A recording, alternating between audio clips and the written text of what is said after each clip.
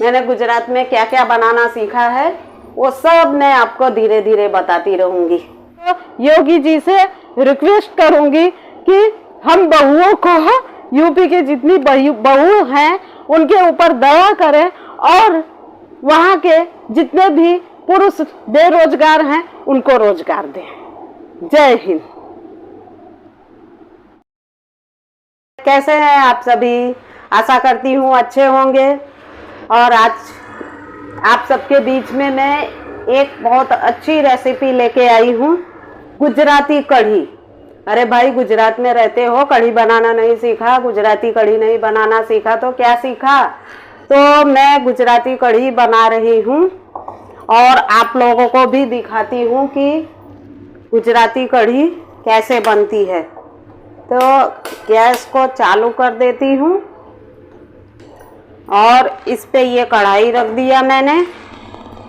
हाँ, अभी पहले मैं आपको बता दूं कि ये मैंने जो ग्रेवी तैयार की है, एक मिनट ऐसे, हाँ, तो देखिए ये मैंने ग्रेवी तैयार की है।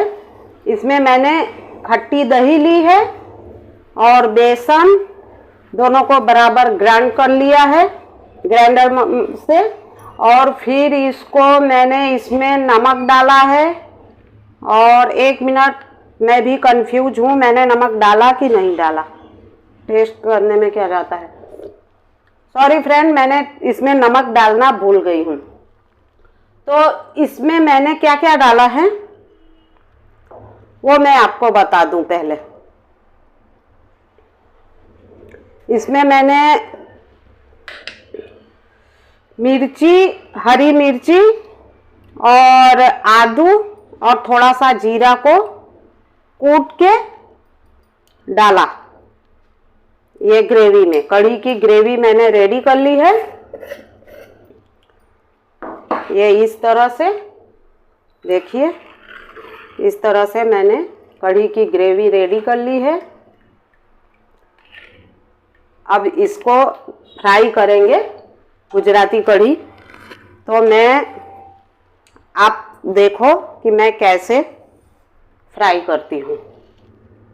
कैमरे को थोड़ा कढ़ी की तरफ कर दें, कढ़ाई की तरफ, थोड़ा नीचे, हाँ।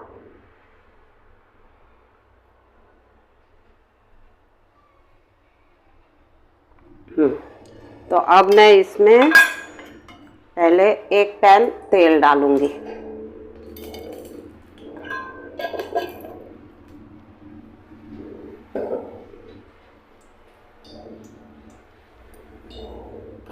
गुजराती कढ़ी और खिचड़ी और डूंगरी बटाका ना साग या बनावेली छू, यानी कि मैंने कढ़ी गुजराती, अभी इसमें मैं ये डालूंगी 3 मिर्ची ऐसे डाल दिया।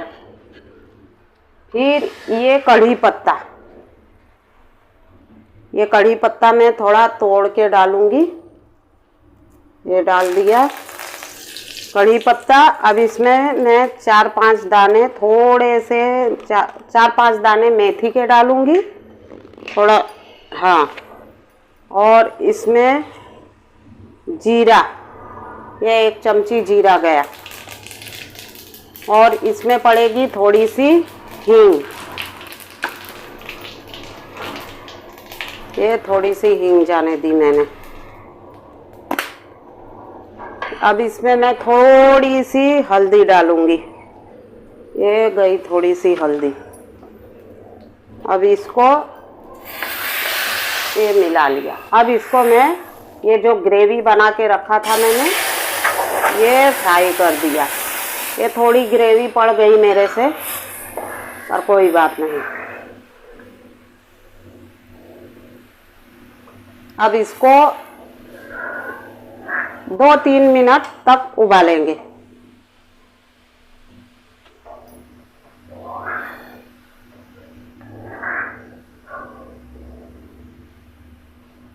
देखिए, देखिए किस तरह से, देखिए मेरी कढ़ी उबल रही है। तो ये अब थोड़ा उबल जाए फ्रेंड, तो हाँ, तो मेरी इसमें थोड़ी सी शक्कर डालनी बाकी है। तो अभी इसमें मैं थोड़ी सी शक्कर डाल दूं और कढ़ी 2 मिनट सिर्फ उबालना है इसको। देखिए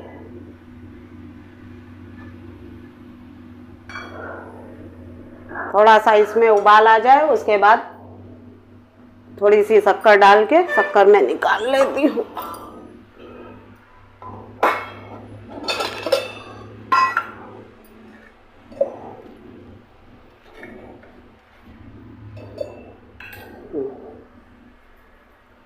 ये इसमें थोड़ी सी शक्कर डाल दी। खट्टी मीठी कढ़ी गुजराती, ये सादी खिचड़ी के साथ खाने में बहुत ही टेस्टी लगती है। देखो अभी मेरी कढ़ी दिख रही है, मेरी कढ़ी बन रही है। फिर मैं आपको दिखाती हूँ कि मैंने क्या क्या बनाया है इसके साथ।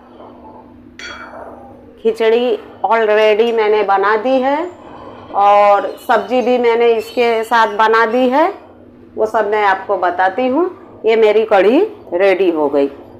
अब इसको गैस को हम देख लीजिए, मेरी कढ़ी रेडी हो गई।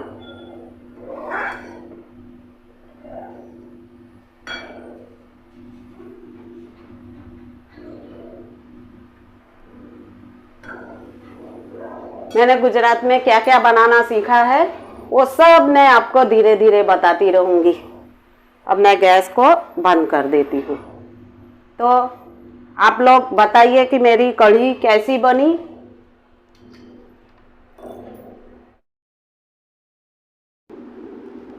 तो मैंने कढ़ी वघार दी और सब्जी भी मेरी हो गई। अब मैं थोड़ा आके इधर बैठी हूँ अपने बेडरूम में। दोस्तों वैसे तो मैं अपने बेडरूम में आती ही नहीं हूँ जल्दी, पर मेरा किचन और बेडरूम साथ साथ में पड़ता है, इसलिए मैं बेडरूम में थोड़ा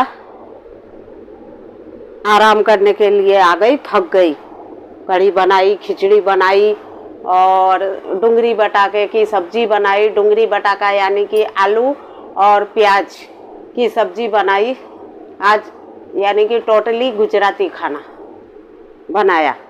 तो अभी मैं आप सभी को दिखाती हूँ कि मैंने कैसा बनाया है गुजराती खाना। चलिए आपको दिखाती हूँ।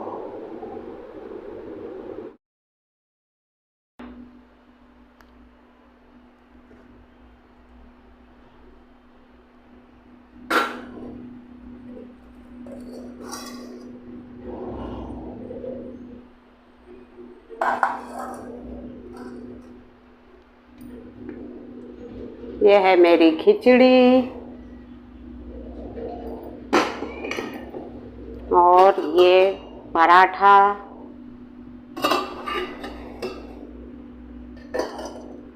ये सूजी का हलवा मैंने सुबह में बनाया था।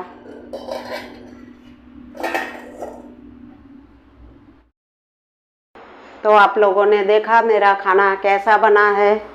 आप लोग कमेंट करके बताइए, क्योंकि गुजरात में रहते हैं तो कभी कभी गुजराती खाना भी खाना पड़ता है। हमारे यूपी का खाना तो ओहो, बहू रानी तो खाना बनाते बनाते ही उनके तो वारे न्यारे हो जाते हैं। ये गुजरात का खाना बहुत ही अच्छा है, शॉर्टकट में बन जाता है। कढ़ी खिचड़ी साग रोटली ऐसा बना के गुजराती खाना बेस्ट, बनाने में भी आसान, पचने में भी आसान और ज़्यादा भारे नहीं होता है। बाकी तो हमारे यूपी में तो सुबह खाने का तो बनाने वाला बेचारा तो मर जाए बनाते बनाते। मेरे गांव का मैं आप सभी को बताती हूँ कैसे मेरे गांव यूपी में क्या खाना, कैसे गांव में हर घर में सुबह के टाइम दाल चावल रोटी सब्जी, 2 तरह की सब्जी होनी चाहिए, चटनी होनी चाहिए, उसके साथ अचार होना चाहिए। अचार भी कटहल का नहीं चाहिए, आम का दो, आम का नहीं नींबू का दो, उसके साथ सलाद। यानी कि हमारे गांव में बहुओं की तो इतनी बुरी हालत हो जाती है कि अगर सुबह बेचारी 7 बजे किचन में जाती हैं तो उनको किचन से वो 1 बजे 1:30 बजे बाहर निकलती हैं। अब आप बताओ कितना खाना बनवाते हैं, कितना खाना बनवाते हैं, पूछो मत। तो बेचारी क्या करें, बहुएं क्या करें, परेशान हो जाती हैं। क्या पर बहुएं भी करे क्या, सारे के सारे घर पे ही पड़े रहते हैं। कोई नौकरी तो जाता नहीं है, काम धंधे पे तो जाता नहीं है, सिर्फ खेत में गए, आ गए, घूमे टहरे और लाओ खाना। और खाने में भी इतना सा पूरी थाली तैयार करके दे दो तो भी मुंह टेढ़ा का टेढ़ा, ये अच्छा नहीं बना है, वो अच्छा नहीं बना है। क्या है यार, खाना बनाते बनाते बहुओं की तो बेचारी हालत बिगड़ जाती है। क्योंकि मैं वहां रही हूँ, मैंने झेला है, मैंने बनाया है, और रे इसलिए मैं बता रही हूँ। चाहे एक बहू हो, चाहे 2 बहू हो, चाहे 3, सारी की सारी सुबह किचन में जाएंगी और 1 बजे तक खाना बेचारी बनाती हैं। ज्वाइंट फैमिली भी रहती है वहाँ पे, ज़्यादा लोग रहते हैं, फिर 1 बजे तक खाना बना के तैयार करेंगी। ऐसा नहीं है कि खाना बना के तैयार कर दिया तो सब लोग एक जगह आके इकट्ठा होके बैठ के खा लें, ना बाबा ना। एक तो मैं इसको स्टैंड पे रख देती हूँ, फिर आपको मैं बताती हूँ। एक बोलेगा जो मतलब कि जो लोग जहाँ रहते हैं उनको वहीं पे खाना देने जाओ। बेडरूम में है, बेडरूम में देने जाओ। कोई हॉल में बैठा है तो उसको हॉल में खाना देने जाओ। कोई अब टॉपिक उठा ही दी है हमने यूपी की, तो पूरी बात ही बता दूं ना। जो बेडरूम है, जैसे जेठ जी अपने बेडरूम में हैं तो उनको बेडरूम में खाना देने जाओ। देवर जी हॉल में बैठे हैं तो उनको थाली लगा के अच्छे से 56 व्यंजन, एक भी चीज, सलाद भी काट के रख दो, मिर्ची भी रख दो, चटनी भी रख दो। फिर थाली को पूरी तरह से देखो कि इसमें कहीं पे कुछ रह तो नहीं गया है। ऊपर से 4 चमची घी डालो, दाल में, रोटी में घी लगाओ। सब कुछ तैयार करके फिर थाली चेक करो कि इसमें कोई कमी तो नहीं है। अगर कोई कमी होगी तो तुरंत सुना देंगे, तुरंत बोलेंगे खाना नहीं अच्छा है। फिर ले जाके देवर जी अगर हॉल में बैठे हैं तो देवर जी को हॉल में खाना दे के आओ। फिर ननद रानी आंगन में बैठी हैं तो उनको आंगन में थाली लेके जाओ।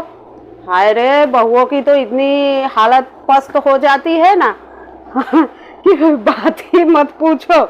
फिर ससुर जी बैठे हैं अपने रूम में, उनको थाली लगा के बिल्कुल डरते डरते, इसमें कोई थाली में कोई कमी नहीं होनी चाहिए, दाल अच्छे से बघार किया है, सब कुछ अच्छे से हुआ है, नहीं तो जरा सा भी एक भी चीज रह गई तो वो 4 बात सुना देंगे। तो वो उनको भी डरते डरते, और इतना घूंघट काट के, घूंघट कम से कम इतना घूंघट रहता है, ऐसे सर पे पल्लू डाल के, और उनको थाली दे के आओ, जेठ जी को दे के जाओ। फिर हमारी सास रानी तो रह ही जाती हैं, तो अब सास रानी आई, इधर उधर से घूम के वो आई, बैठी आएंगी, घूमते घूमते आई बैठी। अब उनको देख के घबराहट हो रही है, मम्मी जी चलिए खाना खा लीजिए। अब मम्मी जी तो पहले खाना खाने से बैठे पहले कुछ ना कुछ तो सुना ही देंगी। मेरे छोटे बेटे को, मेरे लाल को दाल में घी कम दिया, और तेरी की ये 4 चमची घी तो डाल के दिया। सासू जी नाराज हो गई हैं कि मेरे बेटे को दाल में घी कम डाला। सुनना भी पड़ता है। ऐसा मेरे घर की हालत नहीं है, घर घर की बहुओं की हालत इतनी पस्त रहती है कि पूछो मत। फिर चलिए मम्मी जी खाना खा लीजिए, हाँ चलो, फिर मम्मी जी के लिए बढ़िया आसन बिछाओ, फिर उनके लिए पानी रखो और उनके लिए अच्छे से थाली तैयार करो। डरते डरते लीजिए मम्मी जी। सास ऐसा नहीं बोलेगी कि बेटा तू भी बैठ जा साथ में खाने के लिए। नो, सब अगर किसी ने खा लिया, किसी बहू ने दवा ववा खानी है, सबको खिलाने से पहले अगर किसी ने जरा सा खा लिया कि मुझे दवा खानी है, खा लेती हूँ, ओहो बहुत, अरे घर में किसी ने खाना नहीं खाया और ये तो पहले ही खाना खा लेती हैं, सुनना भी पड़ जाता है। इतनी दयनीय परिस्थिति, हाय राम, ससुराल नहीं जाना। तो अभी ये टॉपिक, तो ये क्या खाना, गुजराती खाना एकदम शॉर्टकट में कढ़ी खिचड़ी साग बना के दे दिया तो आराम से पति देव खा लेते हैं, घर के लोग भी खा लेते हैं, ऐसा कोई इशू नहीं है। हमारे यहाँ अगर खिचड़ी बना दिया तो बोलेंगे खिचड़ी कोई खाने की चीज है, ये तो नाश्ते में। बताओ, कितनी भी अच्छी बघारी खिचड़ी बना के दे दो, क्या मजाल है, कोई सूंघे भी नहीं खाएंगे। ये तो नाश्ता हो गया, खाना बनाओ, फिर शाम, अब ऐसे 1 बजे 1:30 बजे तक बहू सबको थाली दे के आएगी, सबको खिला के फिर बेचारी आराम बैठ के खुद खाएगी, खा के और फिर जो काम है वो निपटा के अपने बेडरूम में जाएगी, करीब 1 घंटे 2 घंटे सोएगी कि आराम करेगी कि नहीं, 3 बज गया, फिर से खाने की तैयारी, लो चमची बजाना फिर से चालू, फिर से सब्जी तैयार करो, ये करो वो करो। शाम का टाइम, यानी अब शाम का भी मेनू ऐसा नहीं है, शाम को भी पूड़ी बना दो, कोई बोलेगा पराठा बना दो, कोई बोलेगा आलू की कचौरी बना दो, कोई बोलेगा आलू भर के पराठा बनाओ, कोई बोलेगा ये बनाओ, सबकी अलग अलग फरमाइश। मरता क्या ना करता, करना पड़ता है। ऐसी हर घर की बहुओं की हालत है। वहाँ पे यूपी में तो जब शादी करके नई नई बहू जाती है तो वो तो ऐसा सोचती है पति के दिल की रानी बनने आई थी कि नौकरानी, ऐसी फीलिंग आती है सच्ची में। दोस्तों, घर घर की बात है। ऐसा होता है कि हम अपने पति के दिल की रानी बनने आए थे कि नौकरानी बनने आए थे, ऐसे नौकरानी वाली फीलिंग आ जाती है। पर करे क्या, करना पड़ता है।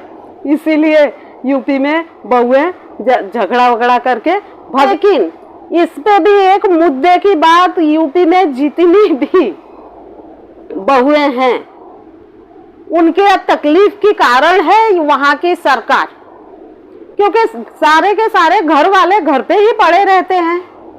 तो क्या करें, थोड़ा सा खेत में गए, आए, लाओ खाना, इधर गए उधर गए, लाओ खाना।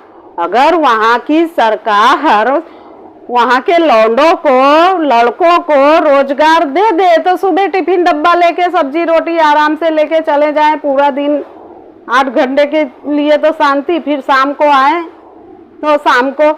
लेकिन वहां पे तो जो बहू होती है वो तो घूंघट में ही रह जाती है, क्योंकि ससुर जी घर पे, देवर जी घर पे, जेठ जी घर पे, पति जी घर पे, यानी कि वो अपने बेडरूम से बाहर निकले तो उनको लंबा, यहाँ तक घूंघट, यहाँ लंबा घूंघट काट के रहना पड़ता है।